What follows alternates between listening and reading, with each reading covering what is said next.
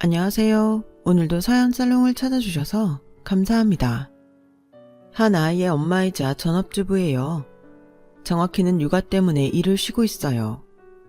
제가 다니던 회사의 육아휴직 기간이 그리 길지 않아서 회사를 그만두기는 했지만 아이가 어린이집에 다닐 정도가 되면 다시 일을 할 생각이에요. 솔직한 심정으로는 당장이라도 일을 핑계로 육아 노동에서 벗어나고 싶어요. 그런데 사람 마음이 참 간사해서 제 손을 꼭 쥐고 방실방실 웃는 아기를 보면 또 생각이 달라지곤 한답니다. 하루에도 12번씩 바뀌는 마음은 육아 중인 여성이라면 모두 똑같지 않을까 생각해요. 지금은 이렇게 육아 외에는 고민 없는 생활을 하고 있지만 불과 몇 달 전까지만 해도 저는 지옥 같은 시간을 보내야 했어요. 바로 제 시어머니 때문이었죠. 우리나라에서 고부간의 갈등은 집집마다 차이는 있어도 대부분의 기혼 여성들이 겪는 일이라서 제가 유난을 떤다고 생각하실지도 모르겠어요. 하지만 제 얘기를 들어보시면 생각이 달라지실 거예요. 저에게는 친정이 없어요. 정확히는 친정 엄마가 안 계세요. 제가 대학교 1학년 때 세상을 떠나셨거든요. 저희 엄마는 평생 아빠의 외도를 의심하면서 불행하게 사셨어요. 아빠가 결혼을 앞두고 전에 사귀던 여자를 만난 일이 있었는데 그 일로 엄마는 아빠에 대한 의심을 싹 틔우게 되었거든요. 도대체 언제까지 내가 그 일로 당신한테 의심을 받아야 돼? 내가 말했잖아. 그때 정미를 만난 건 우연이었다고. 우연? 서울 한복판에서 결혼 전날 전 애인이랑 마주치는 게 우연이라고? 그래, 내가 100번 양보해서 우연이라고 치자. 그럼 그 길로 돌아섰어야지. 왜 그냥지까지 따라가? 주위에서 인사불성인 사람을 어떻게 길바닥에 버리고 가니? 왜 못 버려? 지가 지 몸 하나 간수 못할 정도로 취했으면 지 탓인데 왜 못 버려? 그년이 여전히 당신 마음에 있었으니까 당신도 거길 따라갔던 거잖아. 아니야, 아니라고. 그랬으면 내가 그냥 그 집에서 나왔겠어. 모르는 일이지. 둘이 그 집에서 무슨 짓을 했는지? 여보, 제발. 언제까지 이럴 거야? 언제까지 별것도 아닌 일로 내 숨통을 조을 거냐고. 당신 미쳤어. 완전 미쳤다고. 늘 도돌이표처럼 같은 말을 반복하며 서로에게 상처를 내던 부모님을 보면서 적어도 나는 저렇게 살지 않겠다 다짐하곤 했어요. 그렇게 불행했던 제 부모님의 결혼 생활은 엄마가 교통사고로 세상을 떠나시면서 끝이 나고 말았어요. 엄마의 장례식 내내 아빠는 한숨도 안 주무시고 엄마 영정 앞을 지키셨어요. 엄마가 살아있을 때는 그렇게 죽일 듯 싸우더니 정작 엄마가 세상을 떠나고 나니까 애틋한 마음이 생긴 건지는 모르겠지만요. 아빠, 잠깐 눈이라도 좀 붙이세요. 이러다 아빠마저 쓰러지시면 어떡해요? 안쓰러운 마음에 아빠한테 다가가 말을 걸었어요. 그랬더니 아빠가 눈물을 꾹 참으시며 그러더군요. 내가 네 엄마를 불행하게 만들었어. 겨우 이거 살고 갈 줄 알았다면 네 엄마 가슴에 못 박는 소리는 하지 말았어야 했는데. 애초에 네 엄마가 그렇게 된 것도 다 내 탓이다. 참 맑고 예쁜 사람이었는데 나 때문에 변해버린 거야. 가여운 사람. 아빠는 엄마의 죽음이 마치 당신 탓인 것처럼 고통스러워하셨어요. 그런데 얼마 지나지 않아 엄마에 대한 아빠의 그 감정이 싸늘하게 식어버리는 일이 생긴 거예요. 장례가 끝나고 며칠 뒤 우리 집에 찾아온 낯선 중년 남자의 말을 듣고는 아빠의 태도가 확 변해버렸거든요. 사모님 장례식 끝난 지도 얼마 안 됐는데 어쩌겠습니까?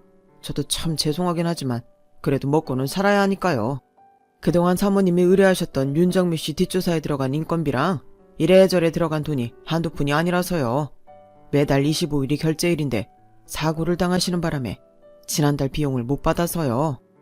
엄마는 10수년 동안 아빠의 첫사랑을 뒷조사해왔더라고요. 그 얘기를 들은 아빠는 표정이 싸늘하게 식어버렸어요. 아빠는 중년 남자한테 계좌번호를 받고는 오늘 중에 돈을 보내주겠다고 했어요. 아, 그리고 이거는 그동안 윤정미 씨 조사한 파일인데요. 혹시 필요하실지 몰라서 가져왔습니다. 사모님한테는 매달 따로 보내드렸고요. 여기 두고 가겠습니다. 중년 남자는 혹여 아빠가 돈을 내지 않을까봐 일부러 파일을 준비해온 것 같았어요. 하긴 아내가 자기 남편과 남편의 20년 전 애인 뒷조사를 했다는데 어떤 남편이 조사 비용을 순순히 내주겠어요. 그러니 그 사람도 답례품을 가져온 거였겠죠. 중년 남자가 돌아가고 아빠는 투명 파일에 든 보고서를 훑어보았어요. 보는 내내 아빠의 얼굴은 무척이나 참담해 보였어요. 몇 번이나 한숨을 푹푹 내쉬었고 두 손으로 얼굴에 마른 세수도 하시더군요. 자기 뒷조사도 모자라서 20년도 전에 헤어진 여자의 뒷조사까지 하다니 기가 막혔을 거예요. 파일을 손에서 내려놓은 아빠는 안방으로 들어가 엄마 물건을 죄다 거실에 내던졌어요. 그리고는 쓰레기 봉투에 담아서 모조리 집 밖에 내다 버리셨죠. 더 이상 집안에 엄마 흔적이 남지 않을 때까지 아빠는 온 집안을 뒤져가며 청소를 하셨어요. 저희 부모님이 지긋지긋했던 23년간의 결혼 생활은 그렇게 정리가 되었죠. 정리를 마친 아빠는 죽는 순간까지도 엄마의 라이벌이었던 윤정미 씨를 찾아갔어요. 뒷조사 보고서에 그분이 11년 전에 이혼을 하고 혼자 살고 있다고 나와 있었거든요. 만나는 남자도 없고 자식도 없이 혼자 꽃집을 하고 살고 있다고요. 아빠는 엄마한테 복수라도 하듯이 그 여자분과 만남을 이어갔어요. 그리고 제가 대학을 졸업하던 무렵 그분과 재혼을 하셨어요. 결국 엄마가 23년 전에 헤어졌던 두 사람을 다시 연결시킨 꼴이 된 거죠. 아빠가 재혼을 하고 그분과 살림을 합치면서 저는 독립을 했어요. 저 역시 엄마의 행동을 이해할 수는 없었지만 그렇다고 아빠의 재혼을 찬성할 수는 없었어요. 더군다나 다른 사람도 아니고 살아생전 엄마가 그렇게 증오했던 여자랑 재혼을 하다니 딸로서 도저히 받아들일 수 없었거든요.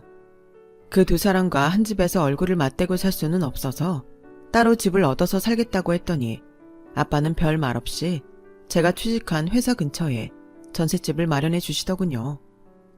그리고 언제든 마음이 풀리면 연락하라는 말도 잊지 않으셨어요. 솔직히 저는 그때 아빠가 저를 붙잡길 바랐는데 말이죠. 결국 아빠는 여자 때문에 엄마도 저도 버린 셈이었어요. 불행했던 부모님의 결혼 생활은 제 연애 생활에도 영향을 끼쳤어요. 사람을 믿지 못하게 됐거든요. 사귀던 사람이 결혼 얘기를 꺼내면 도망치듯 관계를 정리했어요. 나도 내 엄마처럼 불행해질지도 모른다는 생각에 겁이 났거든요. 그렇게 몇 번의 만남과 이별을 경험하고서 지금의 남편을 만났어요. 1년 반의 연애 기간 동안 남편이 결혼 얘기를 꺼낼까봐 조마조마했어요. 그리고 드디어 그 말을 듣게 되었죠.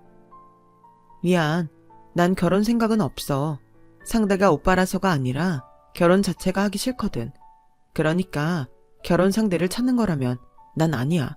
우리 그만 만나자. 대개 이 정도 밀어내면 화를 내거나 사랑 가지고 장난치는 거냐고 한 소리 하고는 다들 돌아섰는데 남편은 달랐어요. 제가 가시돋친 말만 골라서 하는데도 바위처럼 꿈쩍도 않고 제 옆에 있더라고요. 그래서 남한테는 처음으로 저희 부모님 얘기를 했어요. 이런 부모 밑에서 자란 저한테 정이 떨어지라고요. 이렇게 해서라도 남편을 떼어낼 생각이었죠. 그랬는데 네 잘못이 아니야. 너희 부모님 잘못이지. 자식이라고 해서 부모의 잘못까지 떠안고 살 필요는 없어. 그걸 왜 네가 떠안아? 오히려 너한테 이런 트라우마를 만든 건 너네 부모인데. 부모님처럼 살기 싫다고 했지? 그럼 상대를 밀어낼 생각만 하지 말고 보란듯이 행복한 가정을 꾸릴 노력을 해. 네 인생이잖아. 남편의 말에 망치로 머리를 맞은 것처럼 멍했어요. 내 인생의 행복한 가정은 처음부터 없는 건 줄 알고 살았는데 그걸 꿈꿔도 된다고 말해주는 남편이 너무 고맙고 애틋하게 느껴지더라고요. 시간이 지나도 변함없이 제 곁을 지켜주는 남편 덕분에 저도 서서히 마음을 열어가기 시작했어요. 나도 행복해지고 싶다는 꿈도 생겼고요. 그러는 사이 너무도 자연스럽게 결혼을 약속하게 되었죠. 정신을 차려보니 시댁에 와 있더라고요. 결혼 허락을 받겠다고 간 거였지만 당시 남편과 저는 설사 부모님이 허락을 하지 않으신다고 해도 결혼을 포기할 생각은 없었어요.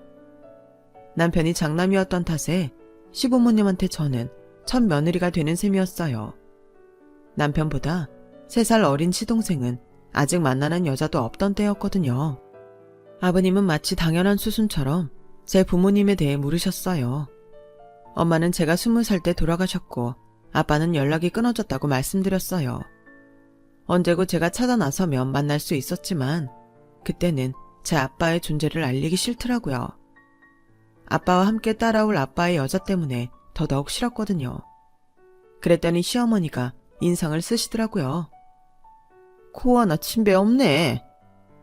그런 시어머니의 말을 자른 건 남편이었어요. 내가 장인장모랑 결혼할 것도 아닌데 뭐 어때요. 우리가 서로 사랑한다는 게 중요하지. 저희 결혼 허락받으러 온 거 아니에요.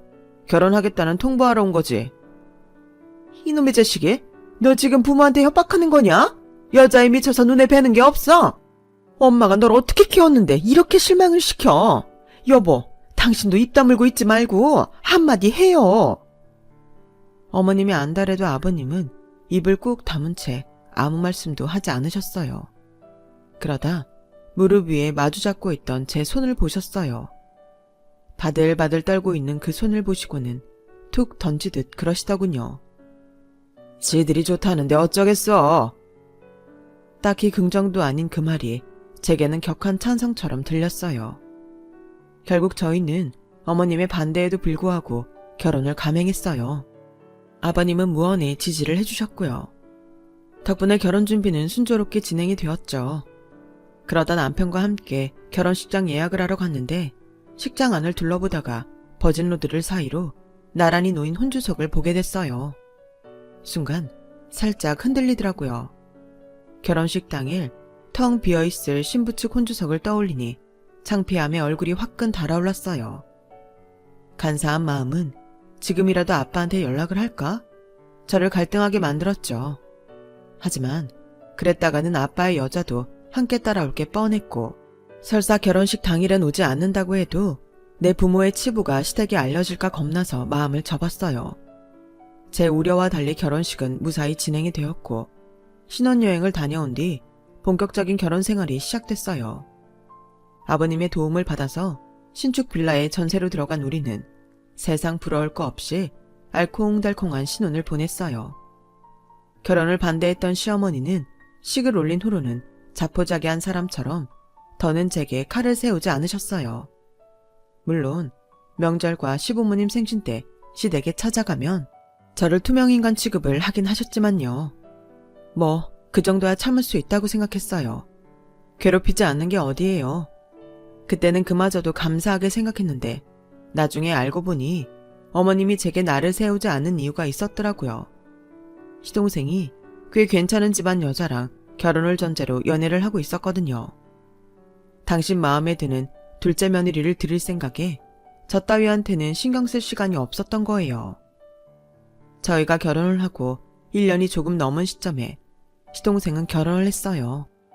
동서가 시댁에 인사를 오던 날 저와 남편도 시댁에 갔었는데 저 때와는 달리 엄청 신경을 쓰는 게 보이더라고요. 일단 준비한 음식부터가 달랐고 어머님의 표정과 옷차림도 확연히 달랐어요. 마치 귀한 손님을 맞는 것처럼 모든 거에 정성을 쏟으셨더라고요. 그런 상황이 서운하지 않았다면 거짓말일 거예요. 남편은 슬쩍 제 눈치를 보고는 어깨를 톡톡 두드려 주더라고요. 신경 쓰지 말라는 표현이었어요.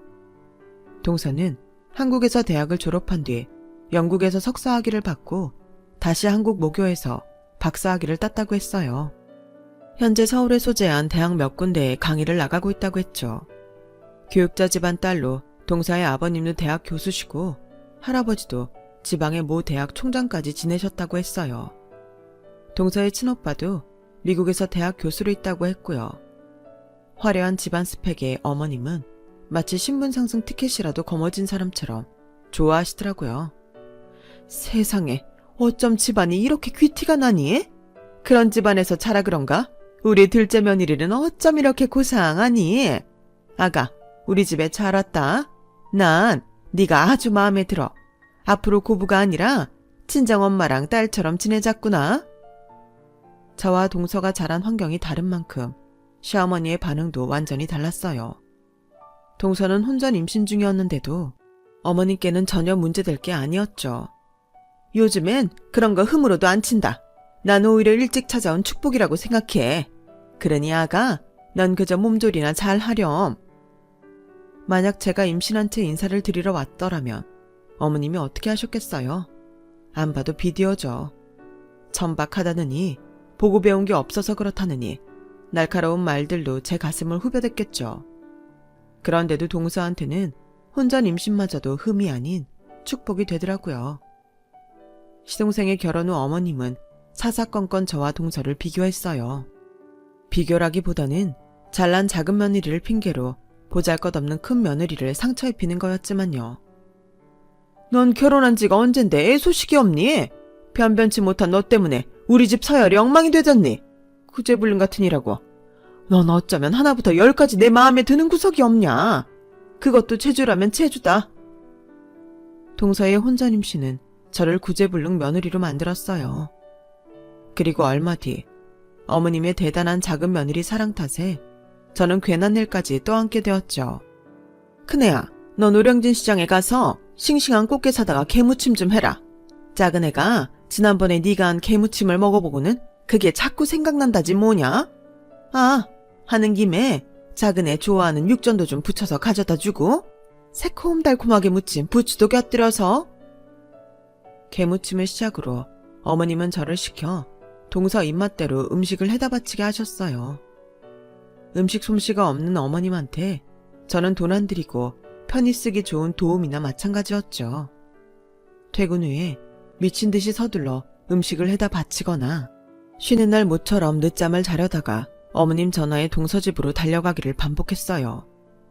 먹고 싶다는 건 또 뭐 그리 많은지 재료비만 해도 저희 집 식비를 훌쩍 넘어서더라고요. 그렇다고 그 돈을 시어머니한테 받을 수도 없고 동서한테 받을 수도 없고 난감하더라고요. 식탁에 앉아 패드에 가계부를 정리하면서 한숨을 푹 쉬고 있는데 등 뒤에서 남편 목소리가 들리는 거예요. 이게 다 뭐야? 당신 두 집 살림해? 농담이라고 한 말이었지만 제 표정이 굳어버리자 남편이 미안하다며 사과를 했어요. 근데 이런 반찬은 먹은 적이 없는데 어디다 해다 준 거야? 설마 우리 집에 해다 드렸어? 아무것도 몰랐다는 듯 툭 던지는 남편의 말에 심통이 난 저는 가시돋친 말로 받아쳤어요. 잘난 당신 재수씨한테 해다 바쳤다. 됐냐? 그걸 왜 당신이 해? 재수씨가 그러래? 결국 그날 저는 그동안 어머님이 저를 시켜서 동서한테 음식을 해다 나르게 한 사실을 죄다 실토했어요. 얘기를 들은 남편은 금방이라도 터질 것처럼 벌건 얼굴로 겉옷을 집어들더니 현관을 나섰어요. 저도 허겁지겁 지갑을 들고 따라 나섰죠. 남편은 그 길로 시댁에 달려가 어머님께 소리쳤어요. 엄마가 뭔데 이 사람한테 재수씨 먹을 음식까지 시켜요? 사람 앞에 두고 비교질하는 걸로 모자라서 왜 이런 짓까지 시키냐고요. 그렇게 둘째 며느리가 예쁘고 좋으면 엄마가 해다 바치든가 사 먹일 일이지 왜 엄한 사람을 괴롭히냐고요. 경고하는데 한 번만 더 이 사람 불려가 부려먹으면 나 가만 안 있어요. 아들, 네가 어떻게 엄마한테 이러니? 아유, 저게 곰인 줄 알았더니 여우였네.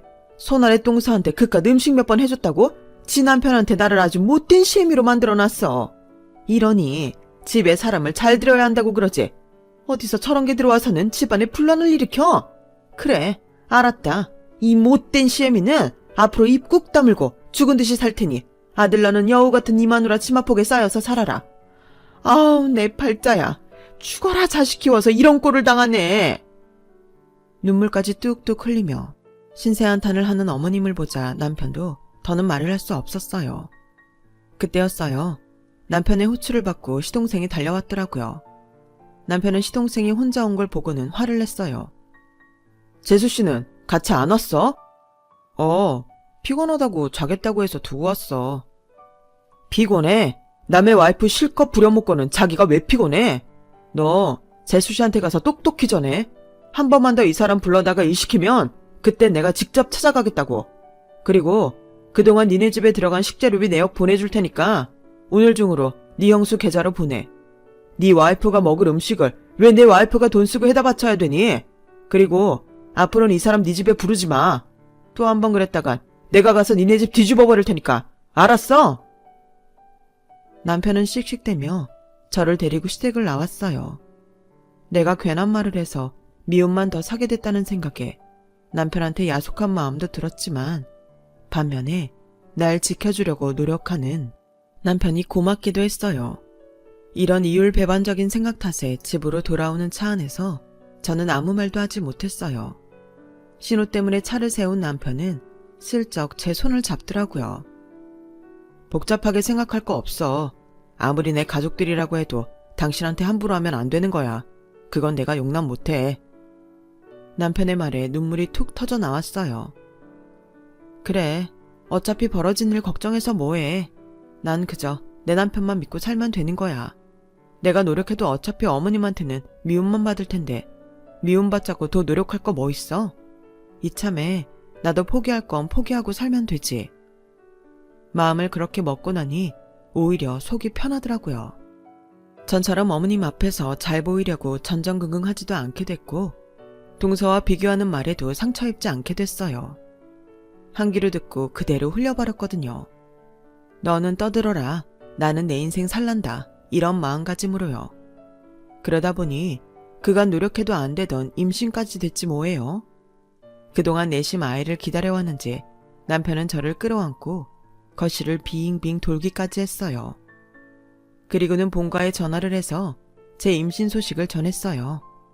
그런데 그렇게 손주 타령을 하시던 어머님 반응이 뜨뜻미지근한 거 있죠.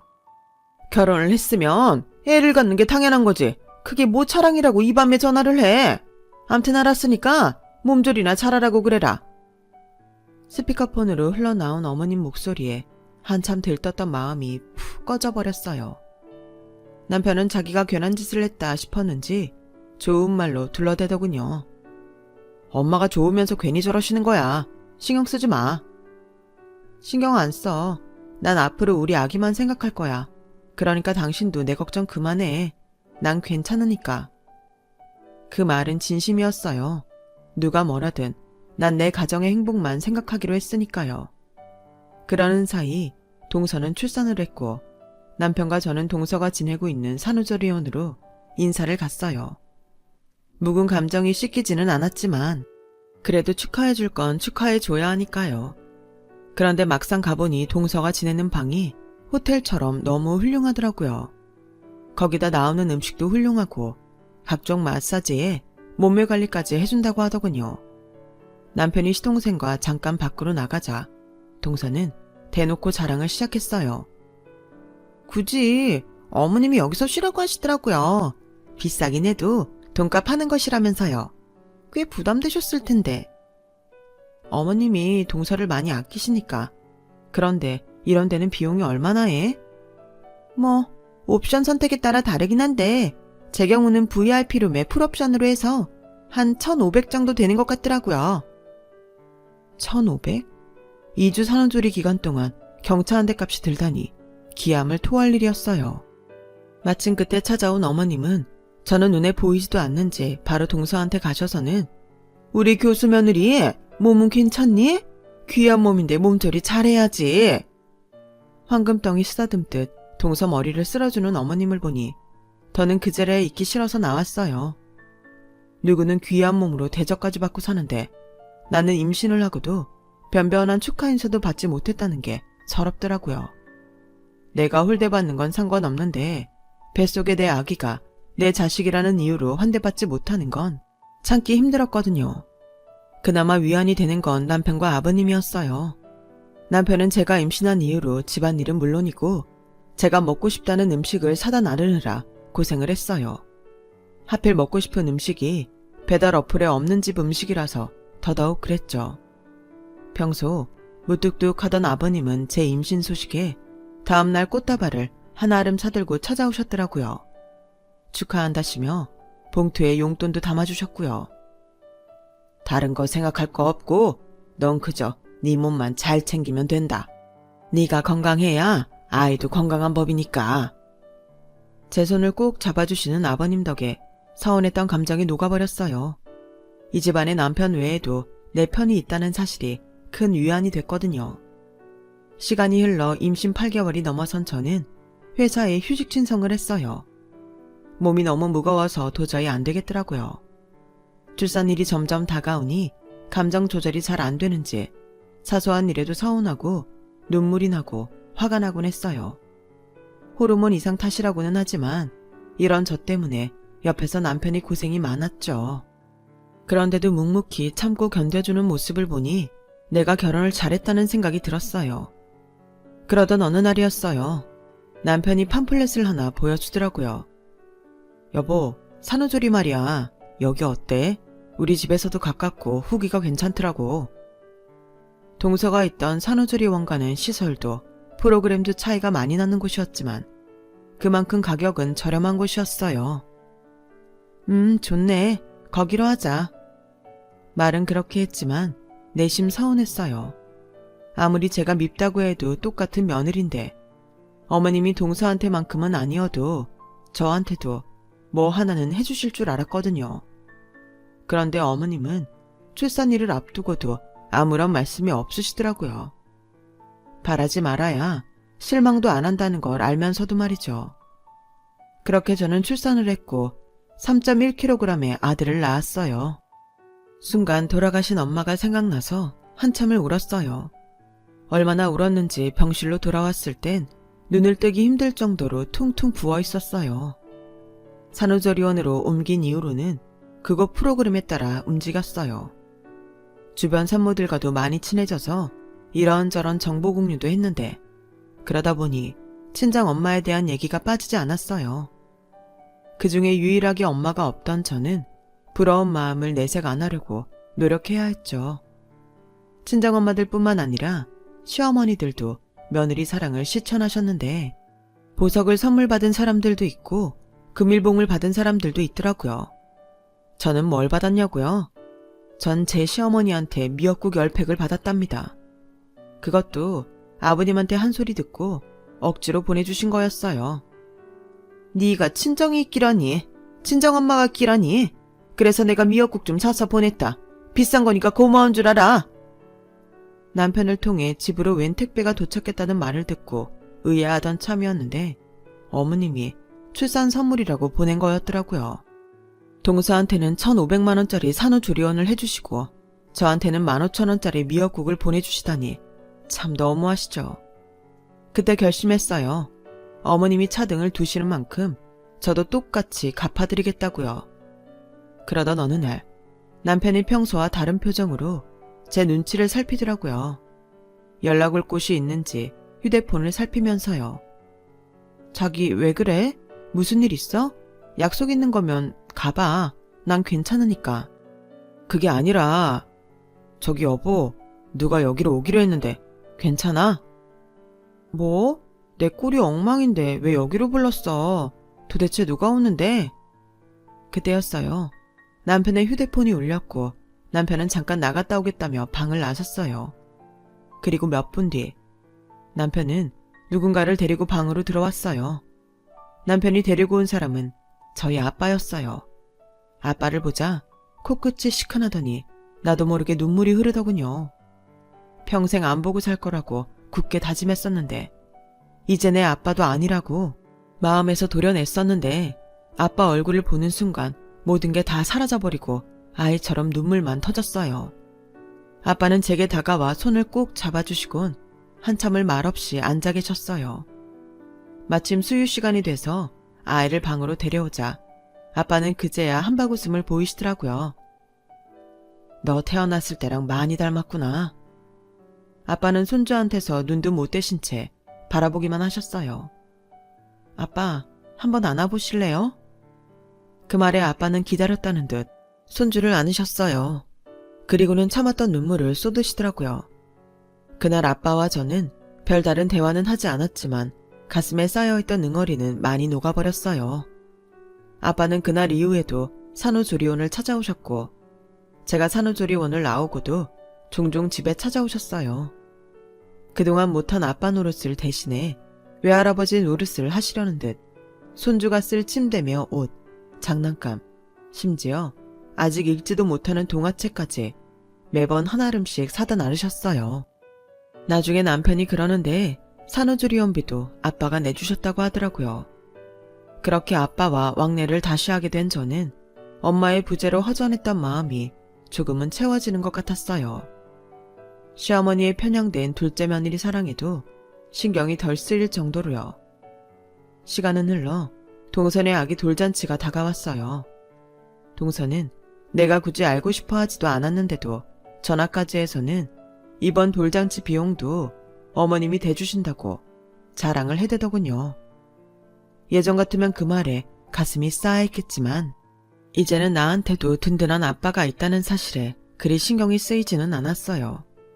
비빌 구석이 있다는 게 이렇게 든든한 것일 줄은 몰랐어요. 드디어 돌잔치 당일, 애 엄마들 사이에서 꽤 유명한 곳에서 치르게 된 돌잔치는 무르르듯 진행이 되었어요.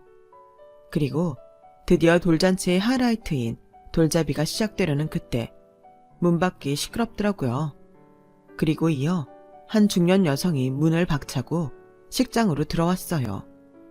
여자는 죽일 듯이 저희 동서를 노려보았고 여자의 등장에 객석에 앉아있던 동서의 동료 교수가 고개를 푹 숙였어요. 그러자 여자는 그 사람한테 다가가 머리채를 잡더라고요. 그 모습에 동서는 얼굴이 허옇게 질렸고요. 이것들이 아주 쌍으로 지랄들을 한다. 그래, 네 새끼 돌잔치라고 여기까지 기어왔니? 다들 모르는 모양인데 저 여자가 낳은 애 내 남편 자식이에요. 저 여자 내 남편이랑 붙어먹다가 나한테 걸리니까 딴 놈이랑 결혼한 거라고요. 그래도 애는 치울 줄 알았는데 남의 씨를 가지고 장난질을 해? 그 말에 시어머니는 동료 교수를 번갈아 보며 믿을 수 없다는 듯 말했어요. 아가, 이 말이 사실이냐? 우리 진우가 이 남자 자식이라는 게? 니네 학교 동료 교수라고 했잖니? 어서 말 못해! 동서는 울상이 돼서는 아무 말도 못하고 서 있었어요. 그러자 중년 여자가 대신 말을 이어갔죠. 교수는 개뿔.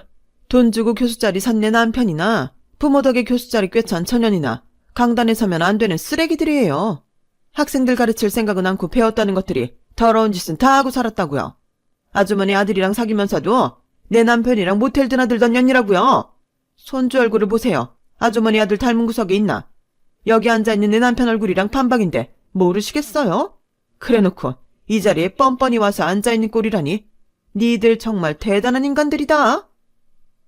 손주 얼굴과 동료 교수의 얼굴을 번갈아 보던 시어머니는 뒷목을 잡고 휘청 하셨어요.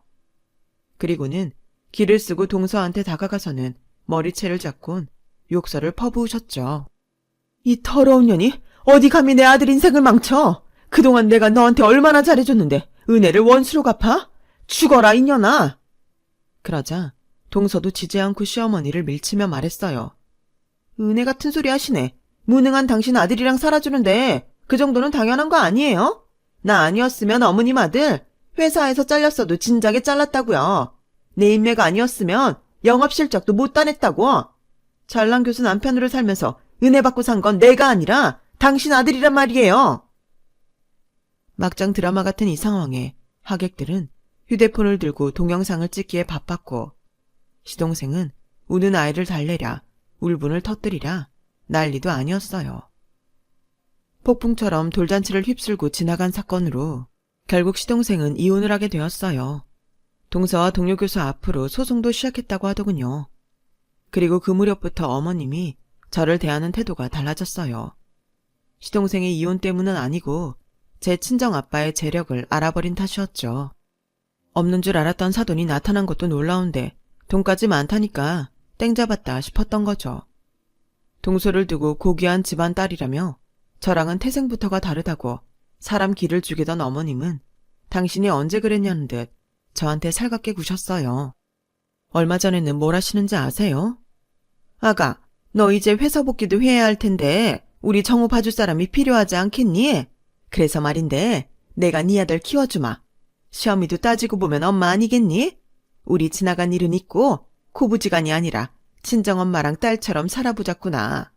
비 온 뒤에 땅이 굳는다잖니. 어머님의 발빠른 태세 전환에 입이 떡 벌어질 정도였어요. 어머님, 괜한 노력하지 마세요. 전요, 동서랑 달라서 어머님 장께에 안 넘어가요. 사람이 일관성이 있어야죠. 고귀한 교수 며느리 칭송하시던 게 엊그제 같은데 그렇게 가짜나 하시던 저한테 왜 이러세요? 전요, 어머님이 제 출산 선물로 시판용 미역국 10팩 보내주셨을 때 결심했어요. 받은 대로 갚아드리겠다고요. 저요, 앞으로 아버님만 챙길 거예요. 용돈도 아버님 것만 드릴 거고 여행도 아버님만 모시고 다닐 거예요. 어디 어머님도 차별 한번 받아보세요. 그게 얼마나 사람을 구차하게 만드는 일인지 몸소 체험하시라고요. 그리고요, 미리 경고하는데요. 제 아들 몸에 손끝 하나도 대지 마세요. 제 아들 몸에 부정 타는 거 끔찍하게 싫으니까요. 아셨어요? 저는 내 할 말만 하고는 전화를 끊었어요. 누가 뭐라고 하든 저는 어머님 용서할 생각이 없거든요. 적어도 어머님이 진심으로 후회하고 사과하시기 전까지는요. 물론 그런다고 해서 제 마음이 단번에 풀어질 일도 없겠지만요. 하루는 시동생과 이혼 소송을 하게 된 동서가 전화를 했더라고요. 저보고 법정에서 증언을 해달라나요? 형님, 솔직히 제가 시댁에 할 도리는 다 하고 살았잖아요. 그런데도 어머님이 제가 가정에 소홀했다고 그러시네요. 형님도 어머님한테 당해봐서 아시죠? 형님이 당하는 거 보면서 저도 얼마나 가슴이 아팠는지 몰라요. 그래서 말인데요. 저 좀 도와주세요. 제가 결혼 생활 중에 가정에 충실했다는 거 형님이 증언을 좀 해주시면. 저는 더 들을 것도 없어서 말을 잘랐어요. 동서, 뭔가 착각하는 모양인데 정신 차려. 난 동서 인생에 관심 없어. 근데 이거 하나는 말할게. 사람이 사람 마음을 가지고 장난질을 했으면 거기에 응당한 죗값을 치러야 한다고 생각해. 차라리 돈이면 갚으면 그만이지만 마음은 아니잖아? 어떻게 갚을 건데? 어떻게 상처받은 마음을 보상할 거냐고. 외도? 하는 건 쉽지. 근데 남의 가정 깨는 년놈들은 지들 쉬운 건 잘들 하면서 책임은 안 지려고 들더라. 어머님이 나한테는 몰라도 동서한테는 잘하셨잖아. 그런 사람 마음 가지고 장난질했으면 어머님이 마음 풀릴 때까지 당해드려. 그게 도리야. 네가 구질구질하고 더럽게 산 죗값이라고 생각해. 그리고 앞으로 나한테 전화하지 마. 내 눈에 넌 인간으로 안 보이니까. 그날 이후 동서는 제게 전화를 하지 않았어요. 평소 자신이 무시하던 제게 그런 말을 들었으니 자존심이 상하게 했던 모양이에요. 그렇게 저는 저를 괴롭히던 시어머니와 잘난 동서한테서 벗어날 수 있었어요. 그리고 제게 주어진 일상을 살게 되었죠. 육아와의 전쟁이죠. 잠도 부족하고 먹는 것도 부실하지만 그래도 이 순간이 행복한 건 내가 내 부모님과는 다르게 살고 있다는 자부심 때문일 거예요. 그래서 더 노력하려고요. 제 행복은 제 손으로 지키기 위해서요. 지금까지 제 사연을 들어주셔서 감사드려요. 들어주신 분들 감사드리고 항상 행복하세요. 여러분, 사연 댓글에 응원과 현명한 조언 부탁드려요. 좋아요와 구독은 저에게 큰 힘이 됩니다. 오늘도 좋은 일 가득하세요.